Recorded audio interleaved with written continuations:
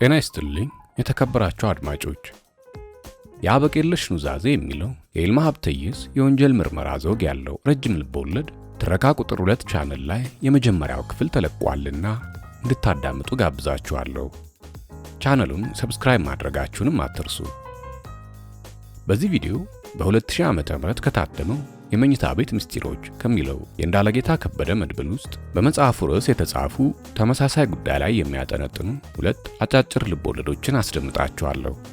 እንደምትወዷቸው እምነቴ ነው። ወደ ትረካዎቹ እናልፋለን። የመኝታ ቤት ምስጢሮች።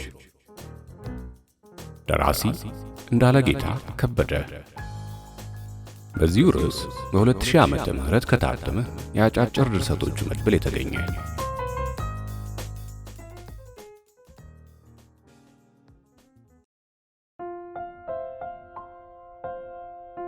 ዱላው።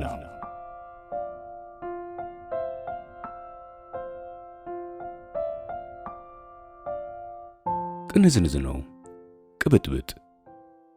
ሴት አቅፎ ካላደረ ፈንድቶ የሚገኝ ይመስል ሰውነቱ ተፈታተነው። እንደ ብረት ምጣድ እየጋለ አስቸገረው። ሰብለ ውል አለችበት። ሰብለ የጓደኛው ሚስት ናት። ከተጋቡ 7 ዓመት አልሞላቸውም። ከሰብለ ጋር ለመተኛት ብዙ ቀናት አልፈጀበትም። አተኩሮ በማየት ብቻ ነው ያሸንፋት። በዓይኑ አጠራት። ውብ ገላዋን የሚያሞካሹ ቃላት እየተጠቀመ ለራሷ የነበራትን ፍቅር በእጥፍ አሳደገው። የማታውቀውን የብልግና ዓለም አሳያት እና ያ ቀን ከእሷ ጋር መሆን ነበር ያሰኘው። በደስታ ነበር የጠበቀችው። እንደ አጋጣሚ ሆኖ የሴክስ ፊልም እያየች ነበር። ስታየው የቆየችውን ሕይወት እንዲኖሩት ገፋፋት። በምታየው ፊልም ሰውነቷ ፍም ሆኖ ነበር።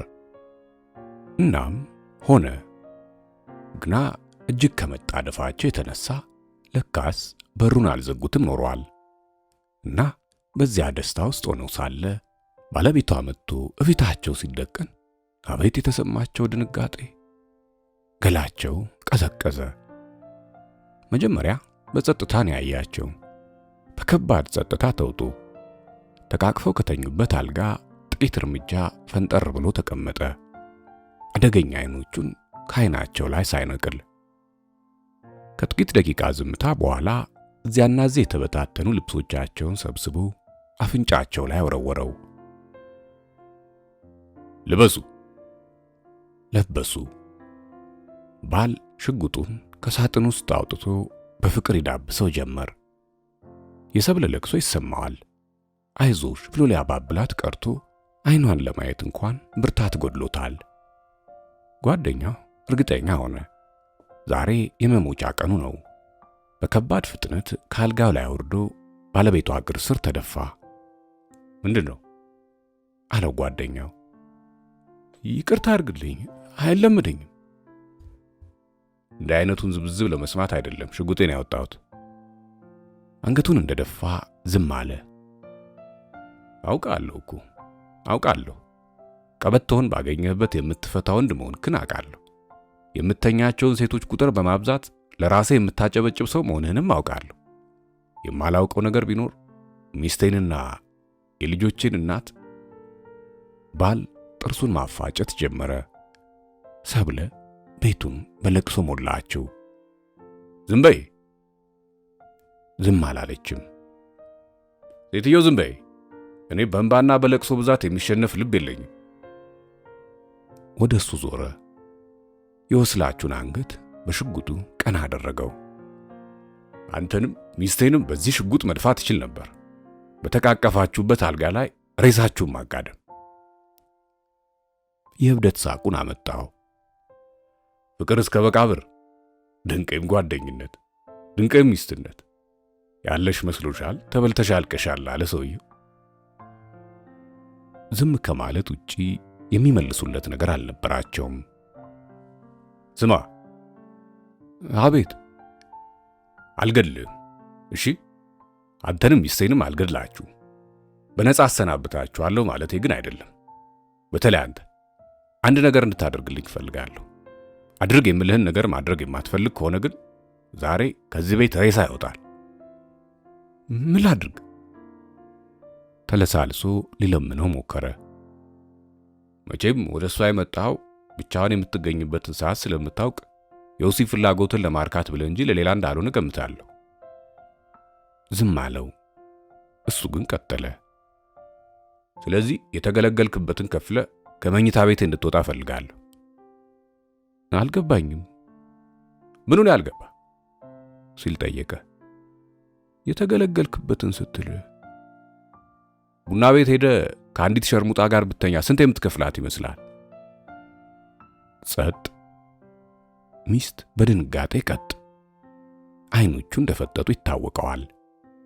በል እንጂ እጁን ዘረጋለት። ለምንድን ነው እንደዚህ የምታደርገው? ምን እየሰራህ እንደሆነ በጭራሽ አልገባኝም። እንዴት አይገባህም? ስጋዊ ፍላጎትን ለማርካት መጣህ፣ የልብህን አደረስክ እና ከሴተኛ ዳሪ ጋር ብተኛ ኖሮ የምትከፍለውን ከፍለው ውጣ ነው የምልህ። አሁንስ ገባህ? እኔ ከቡና ቤት ሴት ጋር ወጥቼ አላውቅም።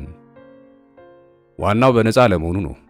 በል ይበቃታል ብለህ የምታስበውን ማለትም የቡና ቤት ሴት ብትሆን ኖሮ ትጠይቀኛለች ብለህ የምትገምተውን ብር ስጣትና ውጣ። ጸጥ። ከባድ ዝምታ። በል እንጂ። ኪሱን ፈተሸ። ከድፍን 50 ብር ሌላ አልነበረውም። እሱን አዘጋጀ። 50 ብር? የሚስቴን ዋጋ በ50 ብር? እንዴት ነው ሚስቴን ያረከስካት? ዝም አለ። ሚስቱ ምን እያሰበችውን ብሎ እያሰበ በሕይወቱ ራሱን እንዲህ በተዋረደ አጋጣሚ አግኝቶት አያውቅም። የራሱ ዋጋ ቀለለበት። ጩህ አሰኘው። ምን ያፈዛል? ስጣት እንጂ። ምኑን? 50 ብሯን ነዋ፣ የአገልግሎቷን ዋጋ። ሊሰጣት እጁን ሲዘረጋ ጮኸች ሰብለ። ራሷን መቆጣጠር አቅቷት ነበር። ባሏ ግን አስገደዳት። በላብ በራሰው እጇ ተቀበለችው። ባልየው ደግሞ ተቀበላት። እኔ የተሻለ ቦታ አስቀምጥልሻለሁ አላት። ጓደኛውን አሰናበተው። ያ ቀን እሱ ራሱ በአሮጌው ማንነቱ ላይ ተኩስ ከፈተ። ባለጌ ማንነቱን አንቆ ገደለው። አሮጌ ማንነቱን አጥቦ አዲስ ማንነት ጨመረበት። እሱ እንደወጣ ባልየው 50 ብሩን ይዞ ወደ ሳሎን ሄደ። ሳሎን አንድ ጠረጴዛ አለ። 50 ብሩ ላይ መስታወት ጫነበት። ነይ። አጠገቡ ቀረበች። አሁን የምልሽን በጥንቃቄ ስሚኝ እሺ? እሺ። ይህን ብር ከዚህ ቦታ ያነሳሽው ቀን እገድልሻለሁ። ዝም አለች፣ አንገቷን ሰብራ። እስኪ አሁን የሰጠውሽን ትእዛዝ ድገሚው። ይህን ብር ከዚህ ቦታ ያነሳሽው ቀን እገድልሻለሁ ነው አይደል ያልከኝ? አዎ። 50 ብሩ ቦታውን የለቀቀ ወይ የቀየረ ለታ አይማረኝ ብምርሽ። ልጆቿ ስለ ብሩ በጠየቋት ጊዜ ዘመድ ጓደኛ ቤታቸውን በጎበኘ ጊዜ ምንድነው ይላቸዋል። ባልና ሚስቱም መስታወት የተጫነበትን 50 ብር እያዩ እኔ ምኑን አውቄ፣ እስኪ ልጆቼን እናጠይቋት ይሆናል የአቶ ባል መልስ። አንድም ቀን ስለፈጸመችው ስህተት ለሰው አላወራባትም። ሰድቦ ለሰዳቢ አሳልፎ አልሰጣትም፣ አልነዘነዛትም። ከጓደኛው ጋር የነበረውን የጓደኝነት ክር በጠሰ። የሚስቱ መሳቀቅ እየበዛ መጣ። ዝምተኛ ሆነች፣ ብቸኛ ሆነች። ከሰውነት ተራ ወጣች፣ መነመነች። የመለወጧ የመቀዝቀዟ ምስጢር ብዙዎቹን ያስደነገጠ ሆነ። አንድ ቀን እኩለ ሌሊት ላይ ከእንቅልፉ ቀሰቀሰችው። ፍታኝ ፍታኝ ፍታኝ ወይ ግደለኝ። ግደለኝ? ፍታኝ ወይ ግደለኝ። ገብቶታል። ለምን እንደዚህ ልትለው እንደቻለች ያውቃል። ቅጣቱ በቂ እንደሆነ ገባው።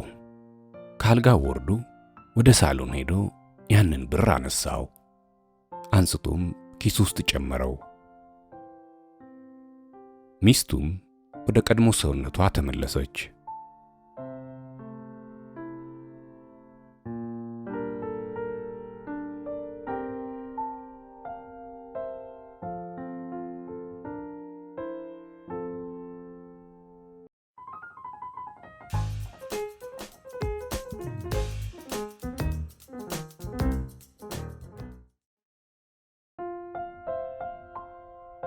የመኝታ ቤት ምስጢሮች።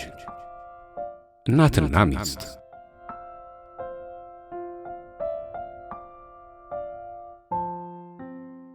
ከወንድ ጋር አግኝቷት አይደለም፣ ራሷ ናት የነገረችው። ኃጢአት ፈጽሜያለሁ አለችው። ከወንድ ጋር በገላዋና በትዳራቸው ላይ የፈጸመችውን በደል ስትናዘዝለት መጀመሪያ ለምን አጥፍቻት አልጠፋም አለ።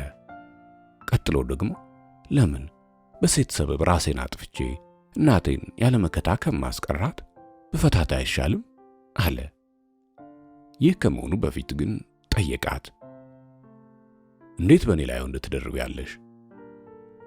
አንተንም ሆነ ራሴን ለመበደል ብዬ አይደለም አለችው እንባዋን እያዘራች። ይቅርታ አብዝታ ለመነችው። ምክንያትሽ ምንድን ነው? ለምኑ? ምን አጉድዬብሽ ነው ሌላ ወንድ ጋር ያደርሽው? ምን አጉድዬብሽ ነው? ፈራ ተባ እያለ ጠየቃት። ካንተ ጋር አልጋ ላይ አልተጣጣምንም እንዳትለው እየሰጋ። ባታውቀው ይሻናል። ለምን? ይበልጥ ደነገጠ። ከነገርኩ ለዋሻ አልፈልግም። እውነቱን ከነገርኩ ደግሞ ትጎዳለህ። ንገሪኝ። ልቡ የሆነ ነገር መርጨት ጀመረ።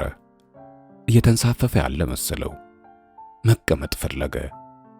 የሚሰማውን ስሜት ሊያሳያት ስላልፈለገ ግድግዳውን ተደገፈው። ንገሪኝ። ገንዘብ ቸግሮኝ ነው። ቸግሮኝ ነው? ያ ብር አስፈላጊ ነበር። አመመው። ስንት ነው የከፈለሽ? 20 ብር። ሊያጦለውለው ሆነ። 20 ብር? ታው አለችው በደቀቀ ድምፅ፣ በተሰበረ ልቦና። ከማን ጋር ነበር? ሰውየው ማን ነው? ከድሮ ደንበኞቼ አንዱ። ደንበኞቼ? ከተጋባን በኋላ ካንተ ውጪ ከሌላ ወንድ በመውጣቴ ራትሽን አጥፌ የሚል ስሜት ተሰምቶኝ ነበር። ጎድተሽኛል። አለቀሰ። እሷም አለቀሰች። አባበለችው። አይለመደኝም አለችው። የት ተገናኝታችሁ ነው? አረፍተ ነገሮቹን የመጨረስ አቅም አጥቷል። በእናትህ አትጠይቀኝ። ንገሪ። ምን ይጠቅምሃል? ንገሪኝ። ይቅርታ ጠየቅኩ አይደል? አይለመደኝም አልኩ አይደል? ለምን እርስ በርሳችን እንጎዳዳለን? ማወቅ እፈልጋለሁ። ከነገርኩ እውነቱም የምነግርህ። እውነትን ማወቅ ደግሞ ይጎዳል። የት አገኘሽ? ድምፁን አጠነከረባት። እኔ ነኝ ያገኘሁት። የት? ይንዘረዘር ያዘ። ጥርሶቹ መንቀጫቀጭ፣ ከንፈሮቹ መንቀጥቀጥ ጀመሩ። መይቱ ሄጄ ጭንቅላቱን ከግድግዳው ጋር አጋጨው። ደነገጠች። ያሳበደችው መሰላት። በእናትህ እንዲያቱን በፍቅር አይደል ሳትጠይቀኝ የተናዘዝኩት? በእናትህ እንዲያቱን በእናትህ። ዞር በይልኝ፣ ዞር በይ፣ ጥፊ ከፊቴ ጥፊ፣ ሂጂልኝ። የት? ሂጂ ወደምትሸረሙጭበት። ቆጣ ማለት ጀመረች። ሸርሙጣ እንደነበርኩ አስታዋሽ አያስፈልገኝም። ይህንን ነበር የፈራሁት። እንደነበርሽ አይደለም ነሽ እንጂ ነሽ፣ ሸርሙጣ ነሽ። በረዶ ሆነች። ይህንን ነበር የፈራሁት። የትላንት ሕይወትሽን እያነሳው አልተርክሽም ብለህ የገባህልኝን ቃል እየሰበርክን። አንቺስ ብትሆኚ ምን እያደረግሽ ነው? እንዴት? ለብር ብለሽ ገላሽን ስትሸቅይበት ምንም ያልመሰለሽ? ስርዓት ያዘሽ። ምንም ያልተሰማሽ አትበለኝ። ቢሰማኝ አይደል ለ3 ቀናት ያህል እንቅልፍ አጥቼ ያደርኩት? ቢሰማኝ አይደል ሳትጠይቀኝ በገዛ ፍቃዴ ተናዘዝኩት? ቢሰማኝ አይደል? ጅራፍ ራሱ ገርፎ ራሱ ይጮሃል አሉ። አሁን ምንሽ ተነክቶ ነው እንዲህ እምቢር የምትዩ? ምንም ያልተሰማሽ አትበለኝ። እኔ ነኝ ምን እንደተሰማኝ የማውቀው። ለሀብር ብለሽ አመንዝረሻል። ብሩን ምን እንዳደረግኩበት ለምን አትጠይቀኝም? እናትህ ታመው ጸበል አድርሱኝ ደብረ ሊባኖስ አሳልሙን ብለው ሲማጸኑ ምኞታቸውን ለመሙላትና አንተም ለማስደሰት ብዬ እንጂ። እምባ ተናነቃት። ድፍረትሽ! እናንተን ለማስደሰት ብዬ ነው ጅልነቴን ያዋረደኝ። እሳቸውን ደብረ ሊባኖስ ለማድረስ በባለሌ ሳያንስ በሠራሁት ሥራ ተጸጽቼ ስህተቴን ላንተ መናዘዜ። ሸርሙጣ ነሽ ነኝ። የድፍረትሽ ብዛት ጣትሽን ወደ እናቴ መቀሰርሽ። እንኳን ምን ታመጣለህ? ሸርሙጣ ነኝ። በሀብር ገላይር የምሸጥ ሰው ነኝ። ለምሰራው ስህተት እናትን ተጠያቂ የማደርግ ነኝ። ሁሉንም ላይ እስካሁን ያልከውን አሁንም የምትለውን ወደፊትም ልትለኝ የምትችለውን ሁሉ ነኝ አለችው ጥርሷን ነክሳ። ፊት ለፊት ተፋጠጡ። ጸጥ። ከማይዋጣኝ እውነት ጋር ለመፋጠጥ መሞከሬን የኔ ስህተት አለችው። ሸርሙጣ ነኝ። ከማታሸንፈው እምባዋ ጋር መታገል ጀመረች። ሁለተኛ የእናቴን ስም አትጥሪ። የኃጢአትሽ ተባባሪ አድርገሽ አትክሰሻት። መች ከሰስኳቸው? መች ወቀስኳቸው? ወጣ ተመልሶ ገባ። ወጣ ተመልሶ ገባ። ኮቱን ለብሶ ወጣ። አልተመለሰም። ይህ ሁሉ ሲሆን እሷ ቆማ ነበር። የሆነው ነገር ሁሉ ረበሻት። የካበችው ሲናድ ታወቃት። ስቅስቅ ብላ አለቀሰች። 2 ዓመት። በ2 ዓመት የትዳር ቆይታ ውስጥ ክፉ ተመላልሶ አያውቁም ነበር። ከ3 ቀናት በፊት አንድ ስህተት ተፈጸመ። አለመናገር ከበዳት። ነገረችው። ከ2-3 አረፍተ ነገሮች በኋላ አሁን የሆነው ነገር ሆነ። ተሳስቻለሁ አለች። ዝሙት ባልፈጽም ጥሩ ነበር። በዚያ ሰዓት ግን ልክ ነበርኩ። የሰራሁትን መንገሬ ነው ትልቁ የኔ ስህተት። እናቱ ከትዳር ውጭ ነው የወለዱት። በደርግ ጊዜ የነበረ አንድ ባለስልጣን ባልሽን ከምገድለው በምስጢር ከምትተኝልኝ አላት። ባሏን ትወደዋለች። ገላዋ የሱ ነው። ይሄ ባለስልጣን የመግደልም የማስገደልም መብት በእጁ አለ። ባሏ እንዲሞት አትፈልግም። በምስጢር ተኛችለት። አረገዘች። የተረገዘው ልጅ አባቱን መሰለ። ባል አጥብቆ ጠየቃት።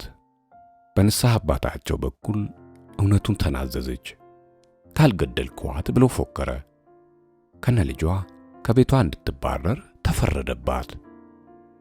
ስደተኞቹ እናትና ልጅ ኑሯቸውን አሸንፈው መኖር ከጀመሩ ከ30 ዓመታት በኋላ ልጅ አንድ ድካም ወደ ተጫጫናት ቡና ቤት ገብቶ አንዲት ሴት አየ። በዕለቱ ሀብታም ሆኖ ነበር። 30 ብር ለአንድ የጉልበት ሰራተኛ 30 ብር ብዙ ነው። 1-2 ቢራ ጋበዛት። እንዴት እንደጀመረው ሳያውቅ ስለ እናቱ ሲተርክላት ራሱን አገኘ። አዘነችላቸው፣ ለእናቱም ለሱም።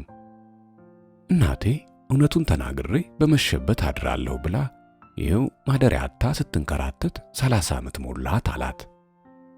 ሳታስበው ከተቀመጠችበት ተነስታ እቅፍ አድርጋ ሳመችው።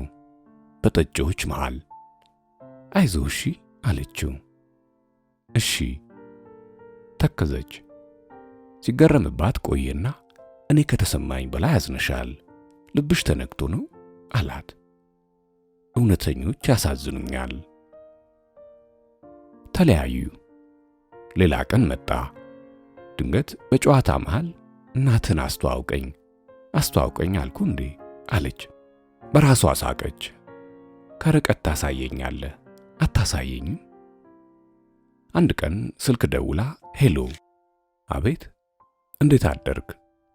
እየቀለድሽ ነው አላት ለመሳቅ እየሞከረ። ምን ነው? ከ30 ደቂቃ በፊት ደውለሽ እንዴት አደርክ ብለሽኝ ነበርኩ። ነበር? ደንገጣለች። ብለሽኝ ነበር። አይገርምም? ልደውል መፈለጌን እንጂ እንደደወልኩልህ ረስቼ ነበር። እየወደድኩ ነው መሰለኝ። ቶሎ ቶሎ አግኘው ይለኛል። በሁለቱ መካከል አዲስ ምዕራፍ ተጀመረ። ተፈቃቀዱ። የቡና ቤት ሕይወቷን እርግፍ አድርጋ ተወችው። ጋብቻቸውም በእሱ እናት ዘንድ ሞገስ ያገኘ ሆነ። 2 ዓመት። ዛሬ ነው አዲስ የተለየ ምዕራፍ የተከፈተው። ይሄ መንገድ ወዴት እንደሚያደርሳት አታውቅም። ረበሻት። የት ሄዶብኝ ይሆን? የእሱም ሕሊና ተረብሾ ነበር። ባዶነት፣ ከንቱነት፣ ዝብርቅርቅ ያለ ስሜት፣ አጥፍቶ የመጥፋት። 3 ወር ሙሉ ቤት ሳይገባ በየጎዳናው ሲንከራተት፣ በየጓዳ ጎድጓዳው ሲንጎዳጎድ ሲባትል ቆየ። ለምን አልበቀላትም አለ። እንዳነደደችኝ አነዳታለሁ ብሎ አሰበ። ሊቀጣት፣ መዘባበቻ ሊያደርጋት ወሰነ። አንዲት የሚያውቃት ሴት ነበረች። ልጅቱ ከወንድ ጋር ተኝታ ሳለ እጮኛዋ ደረሰባት አሉ። እጮኛዋ የሆነውን ነገር መኝታ ቤት ገብቶ አይቶ ሲደነግጥ አዩት። አልጋው ፊት ለፊት ወንበር አለ። ሄዶ ተቀመጠ። ልብሳቸውን ሲያጠልቁ በድንጋጤ አመዳቸው ቡን ሲል፣ እሱ ግን በርካታ መክፈቻ ቁልፎች በእጁ ይዞ ነበር። ከቀኝ እጁ ወደ ግራ እጁ እያቀባበለ ያንን ዝምታ ይሰብረው ጀመር። ቃል አልተነፈሰም። ከልጅቱ ጋር የተያዘው ወንድ ተደናግጦ ወጣ። ከመደንገጡ ብዛት ፓንት ብቻ ማድረጉን ሁሉ ረስቶት ነበር። እሷ ግን አለቀሰች። እግሩ ስር ተደፍታ አለቀሰች። እሱ ግን በወጣ በገባ ቁጥር የገዛ ቁልፉን ከማቅጨልጨል ውጪ አንዳችም ያደረገው ነገር አልነበረም። ይህ የበቀል እርምጃ በየሄደችበት ይከተላት ጀመር። ቁልፍ ባየች ቁጥር፣ የቁልፍ ድምፅ በሰማች ቁጥር መበርገግ ሆነ ስራዋ። ወንዱ ከእሷ ጋር የነበረውን ሕይወት አልሰረዘም። እሷ ግን በቃኝ ብላ ወጣች። ከተበቀሉ አይቀር እንዲህ ነው አለ ወደ ቤቱ እየተመለሰ። እንደተገናኙ ተቃቅፈው ተላቀሱ። ይቅርታ ሆዴ፣ ጎንዳሁህ አይደል? እኔንም ሆነ ራስሽን ለመበደል ብለሽ አይደለም ያደረግሽው። ጎድቻለሁ። ታማሚ እናቴን ደብረ ሊባኖስ መውሰድ መቻልሽን ብቻ ነበር ያሰብሽው። ሁለተኛ አልሞክረው። መሸ። ተቃቅፈው ተሳስመው ሊተኙ ሲሉ ብድግ አለችና አንዲት ወረቀት ይዛ መጣች። ሰጠችው። ምንድነው? ተመረመሩ። መቼ? የተጣላኸኝ ቀን። ተጠራጠርሽ ነበር? በጭራሽ። እና በኮንዶም ነበር የተኛውለት። ቢሆንም ደግ አደረግሽ አላት። ጭራ አላልኩብህ ብለሽብኛል። ምን አዲስ ነገር አየህብኝ? ተጸጽተሻል። ሌላስ የጎደለ ነገር አላየህብኝም? አንገቷን ወዘወዘችለት። አልገባውም። የጆሮ ጌጥሽ የት ሄደ አትለኝም? ተሰርቀሽ ነው? የተጋቡ ቀን የሰጣት ስጦታ። የጆሮ ጌጤና ሲጄን የተበደርኩት። ነዋይ አጥተሽ ነው? ለምን ልመረመርበት ብዬ እንጂ ውዴ የለ በሕይወት እንድትቆይልኝ ይፈልጋለሁ። ቴንክ ዩ። ደስ የሚል ማታ ሆነላት። ነጋ። ጠዋት እንቅልፍ ጥሏት ነበር። ቀሰቀሳት። እጁን ወደ ኪሱ ሰዶ 20 ብር አውጥቶ ሰጣት። ምንድነው? የቤት ወጪ አለችው ከትራሷ ቀና ብላ። የቤት ወጪ አይደለም። እና ከእንግዲህ በነፃ አልተኛሽም። ብድግ አለች። ምን? ለእስከ ዛሬ ይቅርታ፣ ከእንግዲህ በኋላ ግን በነፃ አልተኛሽም። አማተበችበት። ምን እያድከኝ ነው? ከእንግዲህ በተኛዎች ቁጥር 20 ብር ከፍልሻለሁ። እከፍልሻለሁ? ከምላሴ ጸጉር ይነቀል። ቃሌን አላጥፍም። ከፈለግሽ በእናቴ ስም ቃል ገባልሻለሁ። የሷ ባልሆነ ድምፅ ሚስትህ እኮ ነኝ አለችው። ብትሆኝስ? ለቤት ወጪ የሚሆን ብር መስጠቴን እቀጥላለሁ። ይሄ 20 ብር ግን ለቤት ጉዳይ እንዳታዩ፣ ልትኳኳይበትና ልትጋጋጭበት እንጂ ከሌላ ጋር እንዳይደባለቅ። ቀጭን ትዕዛዝ ሰጣት። ለአንድ አዳር 20 ብር ሸርሙጣ ስለሆንኩ ነው አይደል? አለችው የመረረ ሳቅ ስቃ። አሁንም አይደለውም ብለሽ ነው የምታሚው? ወጣ፣ ስራ ሄደ። ማታ ተመለሰ። መረበሿ አድጓል። ተረጋግታ አልጠበቀችውም። ታማተኛች። ደስ አለው። ራሷን መቆጣጠር እስኪያቅታት ድረስ መልመድ አቃታት። ቀስ በቀስ ግን ኑሯቸው እንደነበረ ቀጠለ። እንደ ድሮ መሳሳቅ፣ እንደ ድሮ መቀላለድ፣ ሁሉም ነገር እንደነበረ ሆነ። የነበረ አዲስ ነገር ቢኖር በሳምንት 2 ወይ 3 ጊዜ ይተኛታል። በተኛት ቁጥር ይከፍላታል። ኑሯቸው ግን እንደነበረ ነው። ወጪዎቹ ከመብዛታቸው የተነሳ የገቢ ማግኛ መንገዶችን በማብዛት የእንቅልፍ ሰዓቱን ያሳንስ ጀመር። በእሷ ላይ ግን ለውጥ ፈልጎ ነበር። የሚሰጣት ገንዘብ አንጎል ሲያደርጋት፣ ሲያሳብዳት፣ ከሰውነት ተራ ሲያስወጣትና ሲያስቀዣብራት፣ ይህን ነበር ለማየት የናፈቀው። እሷ ላይ ግን ለውጥ አልነበረም። ይህ ስጋ ከየት መጥቶ ነው? አንድ ቀን ከጎመን ጋር የተቀቀለ ስጋ ለራት ሲቀርብለት ገዝቼ ነዋ። ድሮስ ከየት ላመጣ ነው? በጥያቄው ግራ የተጋባች መሰለች። ገንዘብ ከየት አመጣሽ? አንተ የምትሰጠኝ የቤት ወጪ የት ሄዶ? ዝም። የዚያን ከዚህ የቀላቀልሽ አይደለም አይደል? አታድርጊው ብለህ አዛኝ የለ? እናቴ ትሙት በይኝ እስኪ። እኔ ዋሻለሁ? በዋሽስ አንተን ዋሻለሁ? አዲስ ነገር አላየሁብሽም። ቅባት ወይም ጌጣጌጥ ወይም አዲስ ልብስ በቅርቡ አልገዛሽም። ለምንድን ነው እንዴ? አሁን መግዛት፣ መዋብ፣ መሽከርከርና ወንዶችን በሚያማልል አለባበስ መሽሙንሙን ያላማረኝ እንደሆነስ? መቼ ነው እንደዚህ የሚያሰኝሽ? ሲደርስ ታያዋን። በልቡ ሸርሙጣ ብሎ ሰደባት። ድመት መንኩሳ አመሏን አትረሳ። ሁሉም ነገር እንደነበር ቀጥሏል። ባልም ለአንድ አዳር በተኛት ቁጥር 20 ብር መክፈሉን፣ ሚስትም ቆጥራ መቀበሏን። በሰጣት ቁጥር ይበሳጫል። ምን አይነት ድንጋይ ብትሆን ነው ድርጊት የማያሳብዳት? ጸጸት የሚሉት ነገር አልፈጠረባትም ወይስ? ግራ ይገባዋል። ቀኑን ሙሉ ሲያስበው ይውላል። 2 ወር ሆነው። አንድ ቀን እንደተለመደው ተኝቷት ሲነሳ 20 ብር ሰጣት። አንዷ ብር ቆራጣ ነች። ለብዙ ጊዜያት ኪስ ውስጥ ስትንከራተት ቆይታለች። የሚቀበላት አጣ። ቀሪውን ሌላ ቀን እከፍልሻለሁ ማለት ድህነቱን በይፋ ማወጅ መሰለው። ስለዚህ ቆራጣውን ብር ልብ ብሎ ያላየ መስሎ ሰጣት። ሁልጊዜ እንደምታደርገው ተቀብላ 2ቱን የ10 ብር ኖቶች ወደ ተኛችበት ፍራሽ ስር። ይህ በሆነ በሁለተኛው ቀን ደብረ ሊባኖስ ሄደ እናቱን ለማየት። ባለቤትህስ? አሉት በስስትና በናፍቆት። ደህና ናት። እንዲያው ስወዳት። እንዴት ነሽ አንቺ? ማርያም ጥላዋን ብታጠላብኝ አይደል በሷ በኩል ጠባቂ ጧሪ ላከችልኝ። ለእናትህ እንዲህ የምትጨነቅላት ለአንተስ እንዴት ትሆንልህ? በሚስቱ ዙሪያ የውይይት መድረክ መከፈቱን አልፈለገውም። እንዴት ነሽ አንቺ? አንተ ኖርልኝ፣ ሚስትህ ትኖርልኝ እንጂ እኔማ ምን ሆናለሁ?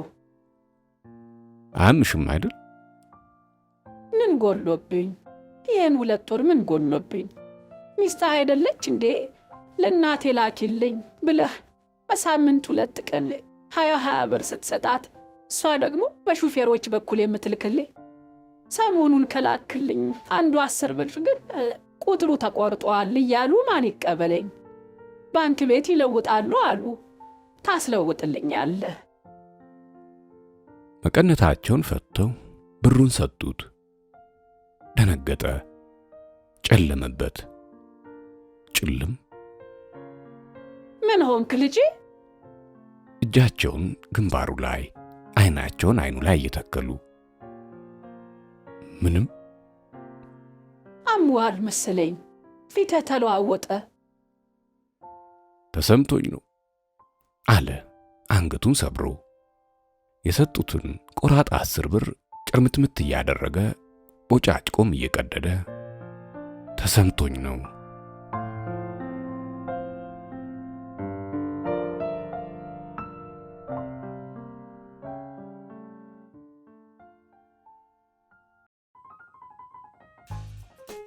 ስላዳመጣችሁ ከልብ አመሰግናለሁ። አዘጋጅቼ ያቀረብኩላችሁ አድማስ ነበርኩ። ኮሜንት፣ ላይክ፣ ሼር እና ሰብስክራይብ አድርጉ። በቀጣይ ትረካ እስከምንገናኝ መልካም ጊዜ